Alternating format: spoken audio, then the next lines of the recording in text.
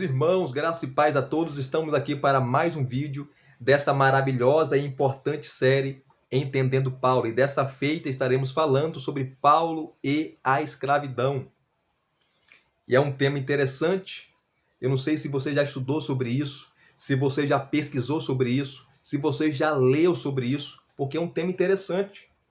Porque hoje, em vários ciclos chamados cristãos aí, evangélicos, protestantes, entre aspas, né, estão colocando novas roupagens em Paulo, estão colocando caricaturas em Paulo, estão deturpando Paulo, estão chamando Paulo de machista, de racista, que Paulo defendia a escravidão, que Paulo defendia os senhores de escravos.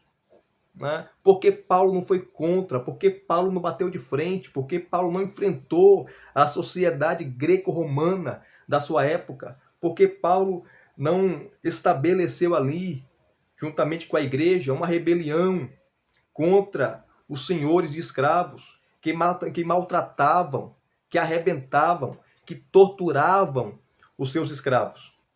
Então, muita gente deturpa Paulo, muita gente coloca roupagens em Paulo, tentando desconfigurá-lo, tentando colocar palavras da boca de Paulo que ele nunca falou. E é sobre isso que nós iremos tratar e abordar aqui. E para darmos o pontapé inicial, é interessante o seguinte: quando você estuda, quando você lê, quando você pesquisa sobre a escravidão, é interessante você entender que todas as civilizações, todas, essa prática praticamente era comum. Se você pegar desde os primórdios, lá na Mesopotâmia, se você estudar as grandes civilizações e se focar nas grandes civilizações como os sumérios, os acadianos, os babilônicos, os egípcios, enfim, todas as grandes civilizações tinham escravos, principalmente quando o reino conquistava outro reino, levava o povo cativo, as mulheres cativas, enfim, as crianças, para trabalharem lá no seu reino, lá na sua terra. E isso acontecia o tempo todo. Quando você lê e estuda o contexto histórico e cultural do Antigo Testamento, isso era comum. Porque você precisa entender também a Bíblia no seu contexto histórico e cultural. Senão você vai falar e afirmar coisas que a Bíblia nunca falou. E isso é um anacronismo, né? Anacronismo. É você olhar com a visão ou com as lentes do século XXI para a Bíblia. E você vai ver que não vai bater. Por isso que tem muita gente aí falando muita besteira, ensinando muita besteira para o povo de Deus, para a igreja, porque não estuda o contexto histórico e cultural. E você vê até no Antigo Testamento o povo de Deus, Israel, por causa da desobediência, sendo levado cativo várias vezes. Você vê que Nabucodonosor levou o reino do sul, que era formada de duas tribos, a tribo de Benjamim e a tribo de Judá, no ano 586, cativo, onde o povo fica na Babilônia por 70 anos. No ano 722, você vê a Assíria levando o povo, o reino do norte, formado ali por 10 tribos, também cativa. As 10 tribos foram cativas e nunca mais retornaram e nunca mais voltaram à sua terra. Desapareceram, dando origem aí os samaritanos, enfim, mas isso é uma outra questão, né? Então você vê o tempo todo isso no Antigo Testamento e nas grandes civilizações. Você vê, quando você estuda o Império Grego, né, eles tinham milhares de escravos. Milhares de escravos. Quando você lê também o Pentateuco, a Torá, né, os 5 primeiros livros da Bíblia, e você estuda de uma maneira cautelosa, coesa e consistente, você irá ver e perceber que Deus colocou leis devido à sociedade daquela época, tá? Que tinha a escravidão como prática.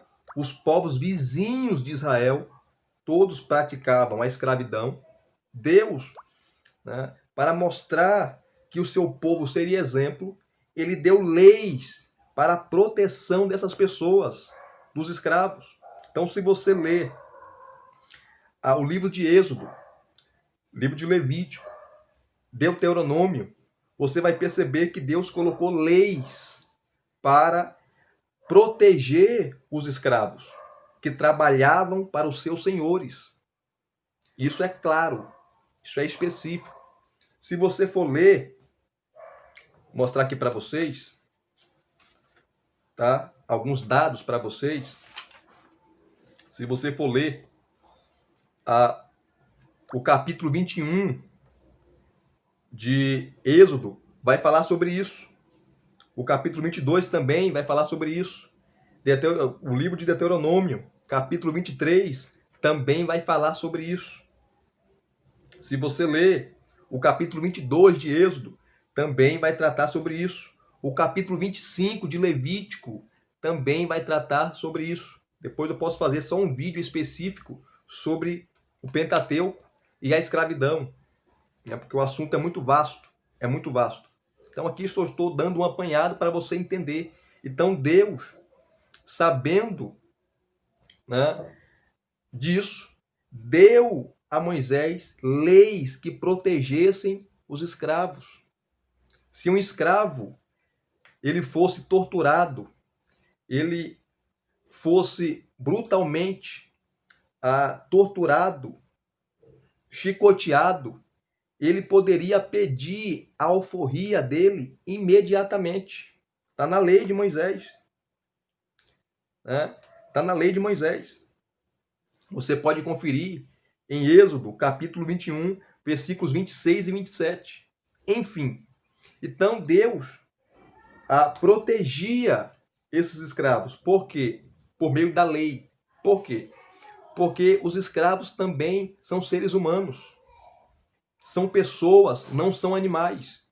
E quando você vai para o Novo Testamento, Paulo, ele era judeu. E Paulo conhecia muito bem o Antigo Testamento. Paulo conhecia muito bem a Torá, o Pentateuco. Paulo, ele era um erudito em Antigo Testamento. Paulo ele era um fariseu, criado aos pés de Gamaliel. Todos nós sabemos disso. Então, quando você estuda as cartas de Paulo, que Paulo vai tratar, queridos, sobre a escravidão, é interessante o seguinte. Eu estava lendo, né? Eu consultei muita obra, estava estudando aqui o dicionário de Paulo e suas cartas, que é excelente, sobre a escravidão, Paulo e a escravidão. É interessante quando Paulo vai falar sobre justificação, redenção e reconciliação, ele usa, às vezes, metáforas, né, figuras de linguagem, para falar da relação da igreja, do crente com Cristo. E olhem que interessante, na página 480, que trabalha sobre a escravidão, que fala sobre a escravidão ali no Novo Testamento, no período da igreja primitiva, na época de Paulo, olha só que informações maravilhosas esse dicionário vai dar. Ele fala assim, ó, metáfora teológica. 3 palavras-chave: redenção, justificação e reconciliação revelam o papel influente que a metáfora da escravidão desempenha para Paulo quando ele expressa a sua teologia. Então, Paulo usava o contexto cultural da sua época para falar da igreja. E olha só que interessante. Tá? Quando Paulo fala de redenção, olha só, redenção, literalmente o ato de alforriar um escravo. É usado por Paulo para dizer que Cristo liberta os fiéis do pecado. Interessante, né? Que tem o ato também de comprar, que Cristo nos comprou. Cristo nos comprou. Cristo, pelo seu sangue, nos comprou. Assim também como escravo, né? Quando ele tinha a chance, ele comprava a sua carta de alforria e ele era livre, não era mais um escravo. Então, Paulo usa essa metáfora. A justificação, que é o ato de ser julgado e inocentado, é usado por Paulo para descrever a liberdade dos cristãos como a liberdade completa que um escravo recebe com a alforria. Olha que interessante. Terceiro, a reconciliação, que é a reunião dos que estavam separados um dos outros. É usada para transmitir a ideia de que, assim como o escravo que era excluído dos direitos e privilégios de uma sociedade livre, tornava-se membro dessa sociedade por meio da alforria, que agora ele se tornava livre. Também aquele que vem a Cristo torna-se agora membro da família de Deus, que é a igreja. É livre em Cristo. Olha que maravilha. Então, Paulo sempre usava, né, essas figuras de linguagens, essas metáforas, usando o contexto cultural e social da sua época e aplicando, né, verdades espirituais, como a redenção, a justificação e a reconciliação. Que maravilha, né? Então, quando você estuda o contexto ali, cultural, o contexto social, a sociedade greco-romana era comum a escravidão naquela época.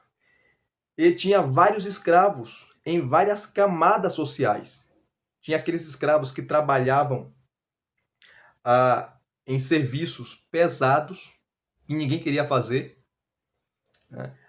Existia aqueles escravos que trabalhavam em navios, nos convéis dos navios, remando, né? Eram os remadores, e era um trabalho muito humilhante, e eles tinham que fazer.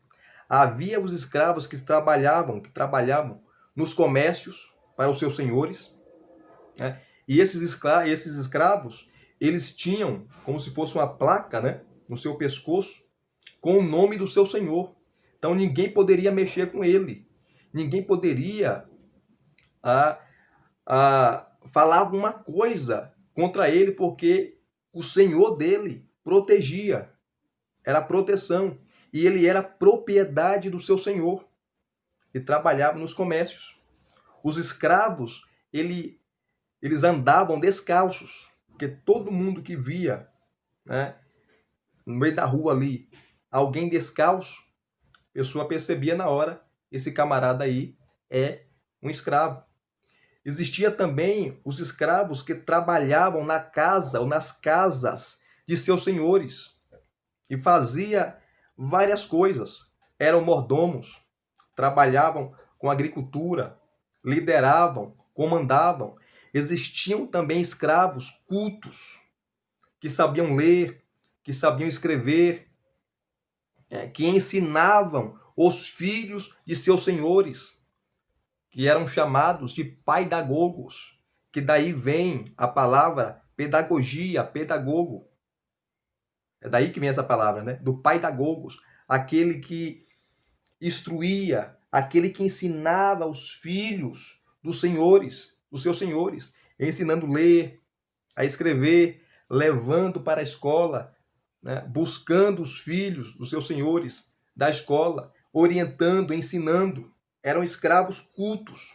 Tinha escravos também ricos, né? Que muitos deles, vários deles, compravam a sua liberdade também. Tinham propriedades, negócios. Inclusive, vários deles faziam negócios, depois de livre, com seu senhor, ou com o seu antigo senhor, que agora se tornara ex-senhor. Então ele fazia negócio com o seu senhor para ganhar dinheiro, ou melhor, com o seu ex-senhor, para ganhar dinheiro. Então, tudo isso acontecia na época de Paulo. E por que Paulo não foi contra a escravidão? Como muita gente fala, né? Sem conhecer o contexto histórico e cultural. E tem várias passagens, tá? Eu gostaria de citá-las aqui, não ler as passagens, porque senão o vídeo vai ficar muito longo, muito extenso e cansativo, eu não quero cansá-los aqui. Quando você lê e entende o contexto cultural, contexto social da época de Paulo, que aproximadamente aí 80%, 85%, alguns falam que até 90% da sociedade daquela época era de escravos, ou todas as camadas havia escravos, e muitos escravos se convertiam, e não só os escravos que se convertiam, também os seus senhores se convertiam, que é o caso de Filemon, que era amigo de Paulo, e possivelmente um dos pastores, um dos líderes lá da igreja de Colossos, né, que era um irmão em Cristo, um homem bondoso, amoroso, que tinha vários escravos a seu serviço. Quando você lê a carta a Filemon, que é uma carta maravilhosa, onde nós entendemos também, né, como que era a escravidão, processo, né, da escravidão naquela época. Onésimo, nós não sabemos o que ele roubou de Filemon, mas ele rouba alguma coisa de Filemon, foge, chega a Roma, não sei como, ele se encontra com Paulo, o texto, a carta não fala, ele se converte, e Paulo escreve agora essa carta e manda Onésimo levar até o seu senhor, levar até Filemon, e manda ele agora receber não como um moribundo, não como um homem morto. Agora você vai para o seu senhor, e quando chegar lá, ele vai saber o que vai fazer com você, se vai te matar, se vai surrar você, se vai colocar você no tronco, né? Se vai te punir. Mas Paulo fala, olha, receba ele, Onésimo, como você tivesse recebendo a mim mesmo. E se ele fez alguma coisa contra você, coloca na minha conta, Filemon. Receba ele agora como irmão em Cristo. Vocês são irmãos em Cristo Jesus. Porque agora na igreja não existe escravo, não existe livre, não existe homem, não existe mulher. Conforme ele fala em Gálatas, capítulo 3. Agora, em Cristo, é uma única sociedade, é um único povo, é a igreja, é o rebanho universal de Deus, cujo cabeça é Cristo. Receba ele aí. E Filemon recebe ele, Onésimo, como seu irmão em Cristo. E tudo indica que ele não puniu Filemon, não puniu Onésimo. Filemon não puniu Onésimo, não puniu Onésimo com pena de morte, com açoites, com varas, dando a Onésimo punições severas. Ele não fez isso. Ele recebe com carinho e com amor o seu agora irmão em Cristo, Onésimo. Quando você lê também Efésios capítulo 6, versículos de 5 a 9, aonde Paulo vai falar sobre os direitos dos escravos e os direitos também dos senhores. Ele vai falar dos direitos e deveres, tanto de escravos como dos senhores. E o Warren Wiersbe, comentando essa passagem, no seu comentário expositivo, né? Aqueles 6 comentários, comentário expositivo de Wiersbe, que é 6 volumes, ele comentando, ele vai falar que aproximadamente ali, no Império Romano, essa informação é muito importante, na época ali de Paulo, na igreja primitiva, na sociedade greco-romana, havia aproximadamente 6 milhões de escravos. Como eu falei aqui, em todos os serviços envolviam escravos. Então, por que Paulo não mandou fazer uma revolução o Paulo não ordenou que os escravos se rebelassem, porque se eles fizessem isso, queridos, eles seriam mortos. E isso ia atrapalhar o andamento do evangelho, a pregação do evangelho, iria atrapalhar completamente, né, o caminhar do evangelho. Então Paulo falou, olha, vocês obedeçam aos seus senhores, assim como vocês são fiéis a Deus, sejam fiéis aos seus senhores, porque sendo fiéis a seus senhores, isso não vai trazer problema nem para você, nem para a sua família, porque muitos escravos eram casados, tinham mulheres, tinham filhos, e obedecendo aos seus senhores, eles recebiam o seu salário, porque tinham leis, né, para que regulamentava tanto o comércio de escravos, os salários, enfim. Havia leis que regulamentavam as situações dos escravos daquela época. E isso ajudava também a não ter maus tratos, torturas. Havia, mas as leis protegiam os escravos desses maus tratos. E é interessante que em Efésios capítulo 6, versículos 5 a 9, Paulo instrui, né? Porque Paulo ele não é um rebelde, Paulo não é um revolucionário, no sentido de ser irresponsável. Vocês têm que se rebelar contra os seus senhores, matar, arrebentar. Não, não faça isso, porque isso vai colocar em risco a vida de vocês, a vida da família de vocês e a mensagem do evangelho. Então você tem que entender o contexto da época. Quando você lê também, quando Paulo ensina Timóteo, na sua primeira carta, 1 Timóteo capítulo 6, versículos 1 e 2, o versículo 1 e o versículo 2, o versículo 1, Paulo vai instruir para que aqueles escravos que tinham senhores que não eram crentes, né, obedecer aqueles senhores, para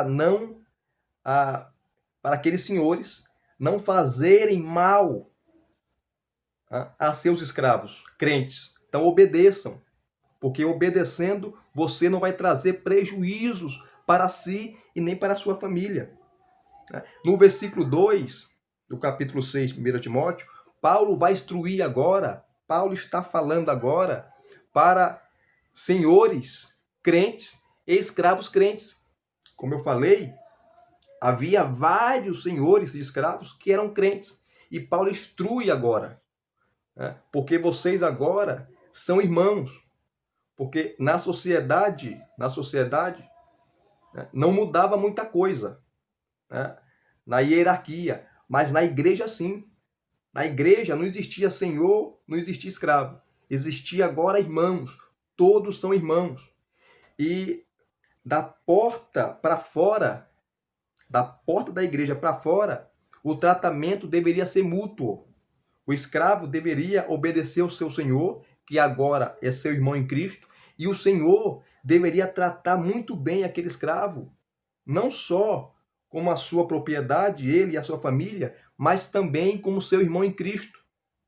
Então Paulo não queria nenhuma rebelião. Então, quando você entende o contexto da época, fica mais fácil explicar. Tá? Então, muita gente hoje, com um olhar totalmente anacrônico e preconceituoso, olhando com as lentes do século XXI para aquela época, falam várias besteiras. Que Paulo não queria prejudicar a mensagem do evangelho, não queria criar uma revolução onde vários escravos cristãos seriam mortos, seriam atingidos, eles e suas famílias. Por isso que Paulo fala, olha, se seu senhor não é crente, obedeça, tá? E mostre para ele através do seu exemplo. E muitos senhores se convertiam por meio de seus escravos, que davam exemplo, que pregavam o evangelho. Então, 1 Timóteo capítulo 6, versículos 1 e 2. O versículo 1 sobre senhores não crentes e escravos crentes. O versículo 2, senhores crentes com servos, né? Escravos crentes. A relação. E Paulo ensina Timóteo a lidar com isso. Colossenses também, capítulo 3, dos versículos 22 até o capítulo 4, versículo 1. Paulo instrui também, né? Fala sobre várias coisas e dá recomendações sobre a harmonia entre senhores e os seus servos, os seus escravos. Em 1 Coríntios, capítulo 7, quando Paulo fala sobre o casamento, se você ler o versículo 21, Paulo fala que cada um deve ficar na vocação em quem foi chamado. Mas quando ele fala do escravo, ele fala assim, que se o escravo tivesse uma chance de comprar sua alforria, de comprar sua carta de alforria, de ser livre, ele deveria fazer. Ele deveria fazer. Aproveitar a chance e ser livre. Né? Porque era melhor ser livre do que ser escravo. Apesar que tinha muita gente ali, muitos escravos, que tinha a chance de ser livre, de comprar sua carta de alforria e não queria. Queria continuar com seu senhor. Queria continuar servindo a seu senhor. Não queria ficar longe do seu senhor. E tinha leis que regulamentavam essa situação.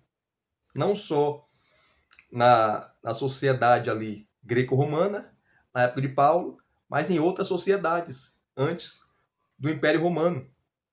Então, por que Paulo ele não fez uma revolução?